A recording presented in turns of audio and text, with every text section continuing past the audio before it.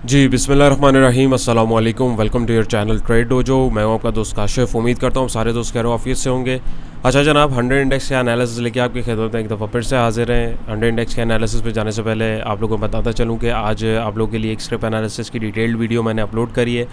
और वो उस वीडियो में जैसे हम लोग डेली जितनी भी वीडियोज़ या जब भी लगा रहे होते हैं, स्पेशली जो हमारी वीडियोज़ होती हैं, उसमें हमारा मेन कंसर्न होता है कि आप लोगों को प्राइस एक्शन बताया भी जाए कि जो भी चीज़ हो रही है, जो सिचुएशन या सिनेरियो बना हुआ है, वो क्यों बना हुआ है। सिर्फ हवा में बातें नहीं करी जाती कि ये ऐसे हो गया या मुझे लग रहा है या उसको लग रहा है। चीज़ें जो लॉजिकली जिस तरह बन रही होती हैं वो आपके सामने जो एक्सप्लेन की जाती हैं। सो आज की जो वीडियो है वो अभी जो मैंने अपलोड करी है और ये भी जो कर रहा हूँ ज़रूर देखिएगा। स्पेशली जो लास्ट वीडियो मैंने अभी स्क्रिप्ट एनालिसिस की अपलोड करी है, उसके अंदर ऑलमोस्ट सारी जितनी भी स्क्रिप्ट के एनालिसिस करें उसमें आप लोगों के साथ जो है सारी चीज़ें उसमें आपको मैंने समझाई भी हैं, दिखाई भी हैं। और प्रीवियस वीडियो से फिर आप उसको जब कोरिलेट करेंगे तो आपको समझ में आएगा कि प्राइस एक्शन किस तरीके से परफेक्टली काम करता है, टेक्निकल एनालिसिस किस तरीके से परफेक्टली काम करता है। अगर आप उसको समझेंगे, देखेंगे और उसके अकॉर्डिंगली वर्क करेंगे तो नुकसान के जो चांसेस हैं वो बिल्कुल कम से कम तर होते चले जाते हैं। सो उसको ज़रूर देखिएगा, अपना फीडबैक ज़रूर दीजिएगा। वीडियो बनाते वक्त जो है आप लोगों के लिए काफ़ी एफर्ट्स होती हैं। पसंद आए तो एक थम्स अप ज़रूर कीजिएगा और कमेंट सेक्शन में जो आपकी राय है उससे भी हमें ज़रूर आगाह कीजिएगा। अच्छा जी, तो अगर हम देखें आज 100 इंडेक्स का एनालिसिस आज क्या हुआ है, तो जैसे आपको कल मैंने अपडेट किया था, अगर कल की वीडियो आपने देखी है तो बिल्कुल मार्केट ने देखी है करेक्शन लेने के लिए जो है शुरुआत कर दी है और ये बिल्कुल ज़रूरी थी। मार्केट ने 43,557 के ऊपर क्लोजिंग दी है। 4 जून का ये एनालिसिस है, मंगल का ट्यूसडे का दिन है। 341 पॉइंट इंडेक्स में से या 342 पॉइंट राउंड करके अगर हम देखें तो इंडेक्स में से कम हुए 0.78% पॉइंट जो इंडेक्स में से कम हुए। वॉल्यूम की बात करें तो वॉल्यूम हमारे पास तगड़े लगे, तकरीबन 24.5 करोड़ के करीब हमारे पास वॉल्यूम्स जो हैं वो लगे, यानी आज हमारे पास कल से भी ज़्यादा वॉल्यूम्स लगे। प्रीवियस क्लोज की बात करें 43,899 यानी 43,900 की क्लोजिंग हमारे पास थी, तो उससे नीचे हमारे पास जो है क्लोजिंग देखने को मिली है। डे रेंज अगर मैं बात करूँ 43,488 से 44,511 तक, यानी मार्केट ने पहले जो है अगर हम यहाँ से देखें तो ऑलमोस्ट जो है हमारे पास 1000 पॉइंट की जो है एक मार्केट ने फ्लक्चुएशन दिखाई। आज गैप अप ओपनिंग हुई, वो भी मैं आपको चार्ट पे भी दिखाऊंगा, लेकिन अपने हाई से उसने जो है रिजेक्शन ली और अपने जो है लो के पास आके जो है क्लोजिंग दे दी। 52 वीक रेंज की मैं अगर बात करूँ तो मार्केट ये जो आज इसने हाई लगाया बेसिकली ये अभी इसका साल भर का अगर हम प्रीवियसली इसको जो कंपेयर करके देखें तो ये आज उसका हाई था जहाँ से इसको रिजेक्शन जो है मिल गई है। डे रेंज को हम देखें तो मार्केट खुली गैप अप और वहाँ से फिर रिजेक्शन मिली और मार्केट जो है नीचे साइड में रही और फिर मजीद नीचे जाके मार्केट ने क्लोजिंग दे दी। टॉप मार्केट परफॉर्मर में हमारे पास PRL, synergy, WTL, MLCF, OGDC, KEL, PPL, HUBC, tele, TRG वगैरह शामिल थे, जिसमें PRL, सिनर्जी और WTL में हमारे पास तगड़े वॉल्यूम जो हैं वो जनरेट हुए। इनमें से कुछ स्क्रिप्ट्स के एनालिसिस मैंने जैसे आपको बताया अभी रिसेंटली जो मैंने वीडियो आप लोगों के साथ अपलोड करी है उसके अंदर ऑलरेडी जो है डिटेल में कर चुका है, तो आप जो है उसको भी देख सकते हैं। फीपी लीपी 4 जुलाई का अगर हम लोग देखें तो आ चुका है हमारे पास। फीपी हमारे पास आज $3.46 मिलियन की बाइंग के साथ रहे, लीपी हमारे $3.46 मिलियन की सेलिंग के साथ रहे। इंडिविजुअल $2.20 मिलियन की सेलिंग के साथ, कंपनी $0.68 मिलियन की सेलिंग के साथ, बैंक्स $1.36 मिलियन की सेलिंग के साथ, NBFC $0.01 मिलियन की बाइंग के साथ, म्यूचुअल फंड $0.17 मिलियन की बाइंग, अदर ऑर्गेनाइजेशन $0.17 मिलियन की बाइंग, ब्रोकर $0.27 मिलियन की बाइंग, इंश्योरेंस कंपनी $0.16 मिलियन की बाइंग। ओवरऑल 1 2 3 सेलर हैं, 1 2 3 4 5 बायर हैं। बाज़ाहिर देखें बहुत अच्छा डाटा दिखता है कि जी ख़रीदारी बहुत हुई है, माल उठाया गया, लेकिन अगर आप डाटा की वैल्यूज़ को देखें, आप ये वाले डिजिट्स देखें 2.20, 0.68, 1.36 और अगर आप ये देखें 0.01, 0.17, 0.17, तो यानी अगर आप टोटल करेंगे तो वो भी जो है इसके करीब मेरे हिसाब से पहुंच नहीं रहा होगा। सो इस चीज़ से जो है थोड़ा सा आपको चीज़ों को ज़रा गौर से देखने की कोशिश किया करें। सो इंडिविजुअल्स को देखें तो जैसे कल जज्बाती हमारे जो रिटेल ट्रेडर हैं वो एकदम जज्बात में आ गए थे और उन्होंने दबा के माल लिया। आज उसी तरीके से जो है पैनिक में आके दबा के माल को बेच भी दिया। बल्कि अगर आप देखें तो बाय जो है $50.68 मिलियन का किया और बेचा जो है $52.88 मिलियन का, यानी आज इतना माल उठाया और कल वाला भी जो माल था उसमें से भी माल को जो है बेच के गए। नंबर 1। नंबर 2, ये तगड़ा बायर हमारे पास कौन है? आज तगड़ा बायर हमारे पास यहाँ पे बाज़ाहिर देखें तो ब्रोकर्स हैं, जो कल हमारे पास सेलिंग पे हमें दिख रहे थे $0.27 मिलियन की बाइंग के साथ। तगड़ा सेलर हमारे पास इंडिविजुअल है $2.20 मिलियन की सेलिंग के साथ। ब्रोकर्स को मैं देखूं तो तगड़ी बाइंग किधर की है भाई? ब्रोकर्स ने जो है ज़रा दबा के बाइंग करी सीमेंट सेक्टर में $0.29 मिलियन की। हमारे इंडिविजुअल की अगर हम तगड़ी सेलिंग देखें तो जैसे बैंक्स के अंदर कल दबा के उठाया था, दबा के माल जो है बैंक्स के अंदर भेज भी दिया $0.72 मिलियन का। उसके बाद अगर हम देखें तो फूड सेक्टर के अंदर बल्कि दबा के माल इंडिविजुअल ने बेचा है, $1.24 बिलियन का माल जो है बेचा है। तो अगर हम देखें तो इसको उठाया किसने है, तो ब्रोकर्स की जानिब से जो है फूड सेक्टर के अंदर जो माल है उसको उठाया गया है। बाकी इसके अलावा जो है और एज सच किसी ने इतना ख़ास इंटरेस्ट जो है फूड सेक्टर में नहीं दिखाया है। तो यहाँ पे दूसरे हमारे बैंक्स हैं, तो बैंक्स की भी अगर मैं सेलिंग देखूँ तो बैंक्स ने भी खुद बैंक्स में माल यानी जो है अपनी कैटेगरी में दबा के बेचा है $0.80 मिलियन का। और अगर उसमें अगर हम देखें तो बाइंग हमारे पास जो है अदर ऑर्गेनाइजेशन और इंश्योरेंस कंपनीज़ ने जो है थोड़ा बहुत हाथ बढ़ाया, यानी इंडिविजुअल्स ने जो है माल बेचा है और ब्रोकर्स ने जो है माल उठाया है। उसके अलावा अगर हम देखें यानी अगर हम कंपैरिजन करें किन सेक्टर्स के अंदर उठाया है, किसने किसको बेचा है, तो यहाँ पे हमारे पास एक थोड़ा सा ओवरव्यू हमें देखने को मिल गया है, जिससे हमें थोड़ी सी सहूलत हो गई है। सेक्टर वाइज अगर हम देखें टेक्नोलॉजी सेक्टर ने 44 पॉइंट जोड़े, पावर जनरेशन ने 42, रिफाइनरी ने 24 और थोड़े थोड़े पॉइंट दूसरे सेक्टर ने नेगेटिविटी में। फर्टिलाइजर सेक्टर ने 160 पॉइंट तोड़े, सीमेंट सेक्टर ने 76, केमिकल सेक्टर ने 50, ऑटोमोबाइल में 41, कमर्शियल बैंक ने 41, थोड़े थोड़े पॉइंट दूसरे सेक्टर्स ने तोड़े। टॉप स्क्रिप्स की बात करें तो HUBC ने 63 पॉइंट जोड़े, सिस्टम ने 56, MEBL ने 44, PPL ने 39, UBL ने 26, OGDC ने 24, थोड़े थोड़े पॉइंट दूसरे स्क्रिप्ट्स ने नेगेटिविटी में। एंग्रो ने 64 पॉइंट तोड़े, ईफर्ड ने 59 पॉइंट तोड़े, लक ने 44, POL ने 41, HBL ने 38, MTL ने 32 और थोड़े थोड़े पॉइंट दूसरे स्क्रिप्ट्स ने तोड़े। यहाँ पे अगर मैं सेक्टर वाइज देखूँ तगड़ा सेलिंग सेक्टर जो हमारे पास फर्टिलाइज़र आया। और फिर यहाँ से अगर हम FIPLIP में जाके ज़रा देखें फर्टिलाइज़र में इतनी सेलिंग प्रेशर क्यों आया, तो म्यूचुअल फंड ने जो है ज़रा भारी सेलिंग करी है, जिसके नतीजे में हमें जो है ज़्यादा सेलिंग जो है इधर दिख रही है, लेकिन उसको जो है समेटा गया हुआ यानी बेचा नहीं है। फर्टिलाइज़र सेक्टर में भी अगर आप देखें तो बाइंग ज़रा इंडिविजुअल्स की तरफ से जो है वो ज़्यादा देखने को मिली हुई है। तो फर्टिलाइज़र सेक्टर में थोड़ा सा मोहतात रहने की ज़रूरत है। इसके जो स्पेसिफिक स्टॉक हैं अगर इसमें से मैं देखूं तो एंग्रो वगैरह, ईफर्ट वगैरह जो है आप इसमें अगर देखेंगे तो थोड़ा सा इसके लेवल्स जो हैं उसको ज़रा कंसीडर करने की कोशिश कीजिएगा। टेक्नोलॉजी सेक्टर में जो है बाइंग ज़रा ज़्यादा हुई। तो टेक सेक्टर के अंदर मैं देखूँ जी किसने ज़रा बाइंग की है, इंडिविजुअल ने तो टेक सेक्टर से एग्जिट किया है। और बाइंग जो हुई है वो अदर ऑर्गेनाइजेशन और ब्रोकर्स की जानिब से थोड़ी थोड़ी ये जो प्रेशर जो है इनकी जानिब से एब्जॉर्ब किया गया है। तो इस तरीके से आप जब डाटा को देखेंगे, ये बेसिकली आपको दिखाने समझाने का मकसद ये होता है कि आप भी इस तरीके से अपनी प्रैक्टिस बनाएं, उसको देखेंगे तो आपको जो है डिफरेंट पर्सपेक्टिव से डिफरेंट सिनेरियोज जो है दिखना शुरू हो जाएंगे। अपार्ट फ्रॉम दैट 100 इंडेक्स का अगर हीट मैप देखें तो कल जैसे ये हरा भरा था आज भी जैसे रिफाइनरी में कुछ स्टॉक्स में हमें अपर लॉक मिला, फूड एंड पर्सनल केयर में जैसे अभी हम लोगों ने उधर देखा, यहाँ पे अब हमारे पास जो है अपर लॉक लगा है। लेकिन फूड और पर्सनल केयर में अगर हम देखें तो हमारे इंडिविजुअल ने माल बेचा, तो दूसरे सेक्टर्स के जो हैं जैसे ब्रोकर्स हैं उन्होंने उठाया, तो यकीनन उधर की जानिब से हमारे पास जो है यहाँ पे यानी ब्रोकर्स ने दबा के जो है यूनिटी सेक्टर के अंदर जो है यूनिटी स्क्रिप्ट को उठाया है दबा के। तो यहाँ से अब आप डाटा को देखेंगे, स्पेसिफिक स्क्रिप्ट्स को आप निकाल के उनके लेवल्स देखेंगे तो आपको जो है डिफरेंट पर्सपेक्टिव से चीज़ें समझ में आना शुरू हो जाएंगी। सो चार्ट पे चलने से पहले मैं आपको एक चीज़ बताता चलूँ। अभी इंडेक्स की सिचुएशन जो आपको बताई है वो भी मैं आपको दोबारा एक्सप्लेन करने की कोशिश करूँगा। अगर आपने हमारी ये वाली वीडियो नहीं देखी, जो ग्रैंड मंथली एनालिसिस जिसमें मैंने आपको डिटेल में बताया था कि 58,000 तक जा सकता है इंडेक्स या 29,000 तक, कुछ लोग इसमें थोड़े से कंफ्यूज थे क्योंकि ये इसमें कुछ चीज़ें ऐसी थी कि वो एक एक्सपीरियंस बेसिकली जो ट्रेडर है उसको समझ आएंगी। लेकिन मैंने काफ़ी इसको एहतियात से और काफ़ी इसको आसान तरीके से एक्सप्लेन करने की कोशिश ज़रूर करी है। आप में से काफ़ी लोगों का अच्छा फीडबैक भी आया। सो बेसिकली इसके अंदर जो मैंने बताया है वो लॉन्ग टर्म पर्सपेक्टिव से टारगेट बताया, ना कि इमीडिएटली। तो इस चीज़ को ज़रूर कंसीडर करिएगा। और सेकंड थिंग ये कि हमारी जो कल वाली वीडियो है उसको भी ज़रूर देखिएगा, उसके अंदर भी काफ़ी चीज़ें आप लोगों के साथ एक्सप्लेन की गई हैं। याद रखें जब इंडेक्स ऊपर जाता है तो बहुत सारे लोग जो हैं वो बस फिर आवाज़ें लगा देते हैं कि अब इंडेक्स 1 लाख पे चला जाएगा, और जब नीचे आता है यही लोग फिर जो है बोल रहे होते हैं 27,000 पे आ जाएगा, 5,000 पे आ जाएगा, 10,000 पे आ जाएगा। सो ऐसा नहीं होता है भाई। मार्केट जो है तरीके से चलती है, एक मूव में एक पूरा एक प्रॉपर मैकेनिज़्म है, उसको आप समझें, देखें, स्मार्ट मनी कॉन्सेप्ट को समझें, एलीट वेव है उसको समझने की कोशिश करें। मार्केट का जो एक माइंड है, प्लेयर्स का जो एक बेसिकली माइंड है, उसको देखने की और समझने की कोशिश करें।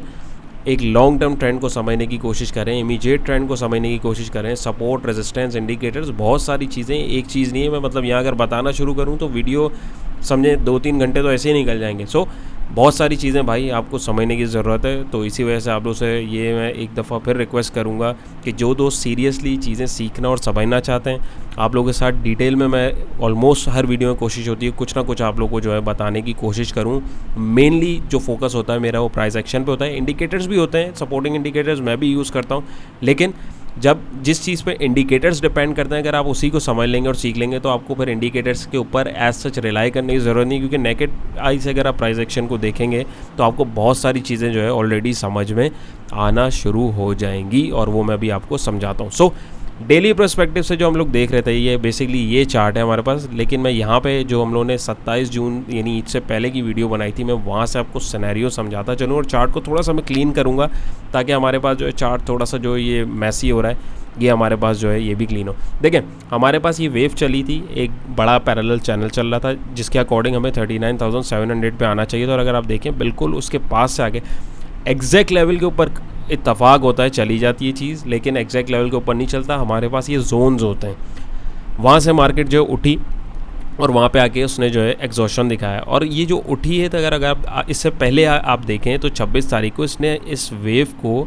अपने इस चैनल को तोड़ा था, और उसके अकॉर्डिंग एक रफ़ टारगेट अगर हम लोग देखते हैं, मैं रफ़ एस्टिमेट की बात कर रहा हूँ, एक्यूरेट नहीं, तो ये अपने इसी जोन के पास 42,318 से 42,565 का जो जोन आपके साथ शुरू से यानी जब से वेव चल रही है तब से मैं एक्सप्लेन कर रहा हूँ, यहाँ तक इसने उसको जो है देखिए उसने टच किया, वहाँ से जो है करेक्शन देखने को मिली, फिर यहाँ से एक डबल टॉप की फॉर्मेशन बनाई और ये नीचे जाने की कोशिश हो रही थी, लेकिन यहाँ पे हमारे पास एक जो छोटा पैरेलल चैनल बना हुआ था ये उसके मिड में आई, यानी इसकी बेस पे आई, और बड़े पैरेलल चैनल की जो ट्रेंड लाइन है जो इसने तोड़ी थी रेजिस्टेंस, इसने इसको एज अ सपोर्ट डिफाइन किया। इसमें थोड़ा जूम इन करता हूँ, वहाँ से हमारे पास एक हमें बाउंस देखने को मिला, और यहाँ से जो है कैंडल ने जो है एग्जॉशन दिखाना शुरू कर दिया। अगर आप ये वॉल्यूम देखें और ये वॉल्यूम देखें, ये कैंडल का साइज़ देखें और इस कैंडल का साइज़ देखें, तो आपको चीज़ें जो है डाइवर्जेंस इधर दिखना शुरू हो जाएगी, क्योंकि यहाँ पे वॉल्यूम इतने नहीं थे, ऑल्दो थे, लेकिन कैंडल बहुत बड़ी थी। लेकिन यहाँ पे आप कैंडल देखें टाइप ऑफ डोजी यानी इनडिसीजन, लेकिन वॉल्यूम जो है उससे बहुत ज़्यादा थे, तो यहाँ पे हमें ट्रेंड एग्जॉशन जो है देखना शुरू हो गई हुई थी। और वो क्यों हो गई हुई थी भाई, कि यहाँ पे हमारे पास जो है लेवल आ चुका हुआ था, कंटिन्यू इसको करना होता तो ये यहीं से ऊपर चला जाता, ये नीचे क्यों आता। तो अकॉर्डिंग टू लेवल्स यहाँ पे इसको जो है दोबारा एक रिवर्स लेना चाहिए था, या इस सपोर्ट पे आना चाहिए था, या 39,700 की। बट हमारे पास मार्केट क्लोज हुई और हमारे पास एक पॉजिटिव न्यूज़ जो है वो IMF की आई, वहाँ से फिर हमारे पास जो है ये सिचुएशन देखने को मिली और मार्केट ने एक ज़बरदस्त बाउंस दिया। तो उम्मीद है ये आपको यहाँ तक क्लियर हुआ होगा। अब इसको मैं यहाँ पे आपके साथ जो है हटा रहा हूँ, और जो हमारा टारगेट इस चैनल के थ्रू भी था, अगर आप देखें तो यहाँ से तो इसने खैर इसको अप्रोच कर दिया है और इसको यहाँ से जो है इससे यहाँ से बाहर निकल गई। दैट्स वाई मैंने आपको बोला कि आप हमारी जो अभी वीडियो मैंने आपको दिखाई है उसको ज़रूर देखिएगा, उसमें डिटेल्स में मैंने सारी चीज़ें बताई हैं, और short term long term target जो है एक्सप्लेन करने की कोशिश करी है कि 6 महीने साल के अंदर मार्केट कैसा परफॉर्म कर सकती है। सो यहाँ पे हम देखें तो ये हमारे पास जो है ये ट्रेंड लाइन चल रही थी, ये हमारे पास चैनल चल रहा था। फिल वक्त मैं इसको भी फिल वक्त रिमूव कर देता हूँ, क्योंकि एज सच इस वक्त अब हमें इसकी ज़रूरत नहीं है। चार्ट को नाइस एंड क्लीन रखा करें ताकि आपको भी वर्किंग समझ आए क्या चल रहा है। उसके बाद जनाब ये यहाँ से जो है इसको अव्वल तो मुड़ना चाहिए था, लेकिन नहीं मुड़ी, और इसने अपने इस रेजिस्टेंस को तोड़ के यहाँ पे आके कल ओपनिंग दे दी। अब यहाँ पे अगर आप एक चीज़ देखें, अब ये वाली क्लोजिंग हमारे पास कल ऊपर आ गई। आज क्या हुआ, आज हमारे पास फिर से मार्केट ने क्या किया जी, कोशिश करी अराउंड तकरीबन आप देखें कल की क्लोजिंग से यहाँ देखें तो 600 पॉइंट ऊपर ओपनिंग दी, लेकिन एक लम्हे के लिए भी नहीं, अगर आप देखें एक विक भी नहीं है मार्केट पे। एकदम सेलिंग प्रेशर देखने को मिला, और करते करते करते करते वो सेलिंग प्रेशर कल की क्लोजिंग जो हुई उससे भी नीचे आया, और बल्कि कल की जो ओपनिंग रेंज थी उससे भी नीचे आके मार्केट ने क्लोजिंग दे दी। क्यों? क्योंकि मार्केट की एक एबनॉर्मल मूव थी, जो मैं आपके साथ बार बार कल से जो है आप लोगों को मैं बात ये बता रहा हूँ, और ये मैंने अपने जो हमारे प्रीमियम ग्रुप मेंबर्स हैं उनको भी बताई, और इनफैक्ट आज भी मैंने सिर्फ एक कॉल शेयर करी। क्यों? क्योंकि ज़ाहिर है कुछ चीज़ें जो दिख रही थी उसके अकॉर्डिंग करी, वो भी जो है अभी इतनी एक एक्यूरेट कॉल नहीं थी, बट चांस देखें लेना पड़ता आपको। सो हमारे पास मार्केट की जो एक कंडीशन है, एक मार्केट का जो मूव है, हमें उसको समझने की ज़रूरत है, उसके बगैर हमें जो है अपना स्टांस नहीं लेना है। सेकेंड थिंग ये कि यहाँ पे अगर देखें सपोर्टिंग इंडिकेटर, अब यहाँ पे हमारे पास एक है बोलिंजर बैंड। मुख्तलिफ इंडिकेटर्स हैं, मैं भी यूज़ करता हूँ, आप लोग भी करते होंगे, लेकिन सिर्फ कंफर्मेशन के लिए इंडिकेटर्स के ऊपर रिलाई नहीं करता। बोलिंजर बैंड इंडिकेटर जो होता है, हर इंडिकेटर का अपना काम होता है। जैसे टूल बॉक्स में हमारे पास बहुत सारे पेचकस और पाने रखे हुए होते हैं, तो जहाँ पे 12 नंबर का पाना लगना है वहाँ पे 13 नंबर का पाना नहीं लगेगा, यानी एक मखसूस टूल ही यूज़ होगा। जहाँ पे जो प्लस का आपका स्क्रू ड्राइवर है वही चलेगा, वहाँ पे माइनस का नहीं चलेगा। तो सेम इसी तरीके से वॉलेटिलिटी को देखने के लिए हम लोग जो है RSI को यूज़ नहीं करेंगे, हम लोग इसके लिए बोलिंजर बैंड को या दूसरे दीगर इंडिकेटर्स हैं उसको यूज़ करेंगे। बोलिंजर बैंड का मैं आपको छोटा सा फंक्शन बता देता हूँ, इसकी एक खासियत है बहुत यानी इसके ऊपर भी अगर मैं अभी बोलना शुरू करूँ तो उसमें भी बहुत चीज़ें इन डेप्थ जो है मैं आपको एक्सप्लेन करने की कोशिश कर सकता हूँ, लेकिन वीडियो लंबी हो जाएगी और ये हमारे कोर्स का एक डिटेल कंटेंट है। जैसे कि मैंने आपको बताया कि हम लोग जो चीज़ें यहाँ डिस्कस करते हैं वो जस्ट समझें 5 to 10% होता है, उसके अलावा और भी फैक्टर्स और चीज़ें होती हैं जिन्हें हमें कंसीडर करना होता है। सो यहाँ पे अगर मैं आपको बताता चलूँ जनाब, यहाँ पे हमारे पास बोलिंजर बैंड से प्राइजेस जब भी बाहर निकलती हैं, ये बात सुन लीजिए, बोलिंजर बैंड की जो रेंज है, ये जो बैंड है बेसिकली, प्राइजेस हमेशा इसके अंदर फ्लक्चुएट करेंगे, नंबर 1।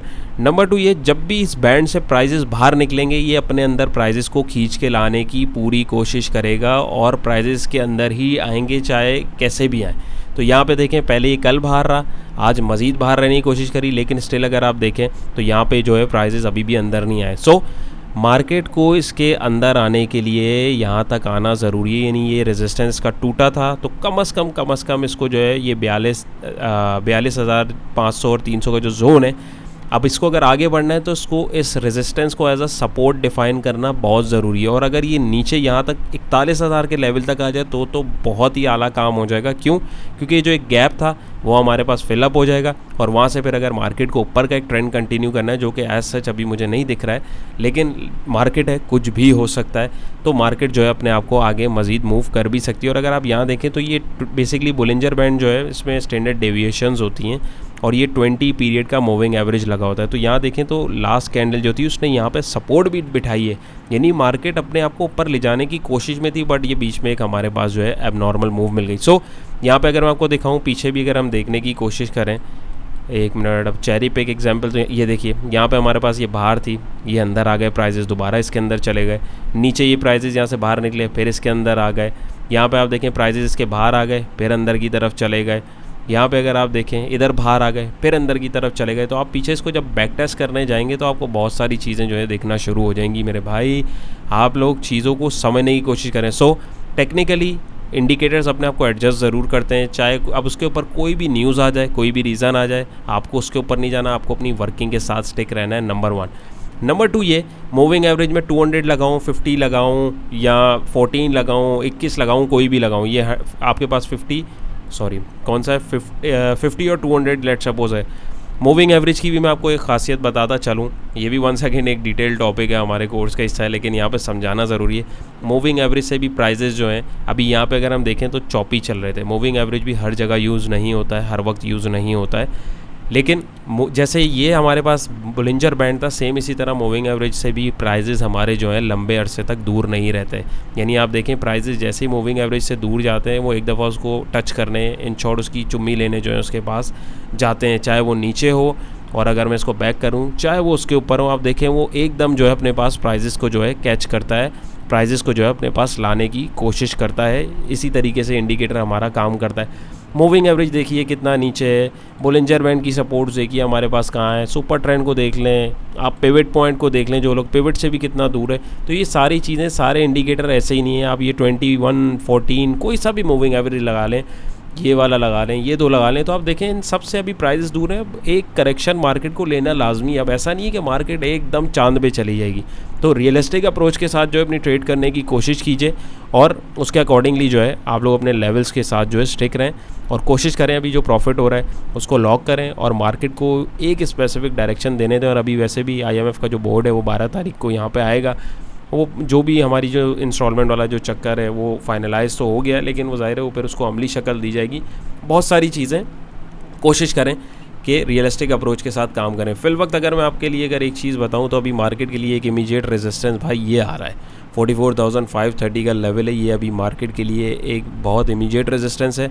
और अगर सपोर्ट की बात की जाए तो सपोर्ट हमारे पास यही वाला लेवल है 42,300 से 42,500 तक। और यहाँ तक मार्केट को लाजमी आना चाहिए अकॉर्डिंग टू एनालिसिस। बाकी लेट्स सी क्या होता है। और जैसे आप लोगों को अल्हम्दुलिल्लाह बताते चलें, मार्केट वैसे परफॉर्म करती आ रही है। और क्यों? क्योंकि चार्ट दिखा रहा है RSI ओवरबॉट पे चला गया है, वहीं से रिजेक्शन जोन अगर आप देखें आपके पास जो है रेजिस्टेंस जोन क्रिएट कर रहा है। प्राइस एक्शन के अकॉर्डिंग भी हमें जो है एक सिग्नल मिल रहा है रिवर्सल का। RSI भी रिवर्सल दिखा रहा है। मैकडी जो है थोड़ा देर से सिग्नल देता है, तो इस वक्त इसको मैं जो है इग्नोर करूँगा। तो उम्मीद है ये आपको क्लियर हुआ होगा।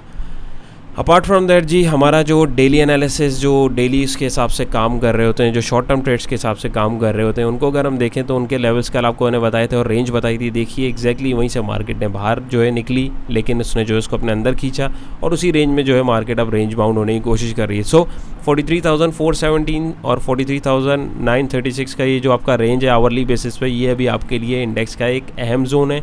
आवरली बेसिस में बात कर रहा हूँ।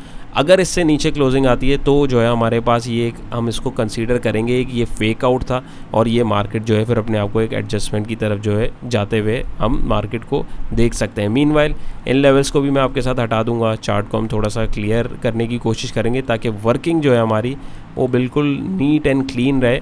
और अकॉर्डिंग टू दैट बल्कि मैं इसको भी आपके सामने ही बल्कि इसको मैं करता हूँ ताकि आपको समझ आए। और मैं अगर इस वेव को भी यहाँ पर रिट्रेसमेंट इसकी चेक करने की कोशिश करूँ कि कहाँ तक एक पोटेंशियल रिट्रेसमेंट मेरे पास बन सकती है, तो वो हमारे पास जो है 42,000 आवरली बेसिस में हमारे पास एक आइडियल लेवल जो है वो 42,752 का है। या इससे नीचे अगर जाए तो 42,000 का, या अगर इसका गोल्डन रेशो में देखूँ तो 41,658 का है, जो अगर आप देखें तो करेक्शन इस गैप के एंड में आके ही कंप्लीट हो रही है। तो उम्मीद है आपको कुछ समझ आया होगा, आपने कुछ सीखा होगा। इसको मैं सेव कर देता हूँ। वर्किंग आप लोगों के साथ शेयर करने का सिर्फ मकसद ये होता है कि आप लोग चीज़ को समझें। RSI भी बिल्कुल ओवरबॉट चल रहा है। मैकडी ने यहाँ पे हमारे पास जो है आवरली बेसिस पे जो है नेगेटिव सिग्नल देना शुरू कर दिए हैं। कुछ सीखा हो वीडियो को ज़रूर लाइक कीजिएगा, अपने दोस्तों के साथ इसको ज़रूर शेयर कीजिएगा। अपना बहुत सारा ख्याल रखिएगा, दुआओं में याद रखिएगा। इंशाल्लाह फिर एक नई वीडियो मुलाकात होगी। अल्लाह हाफ़िज़।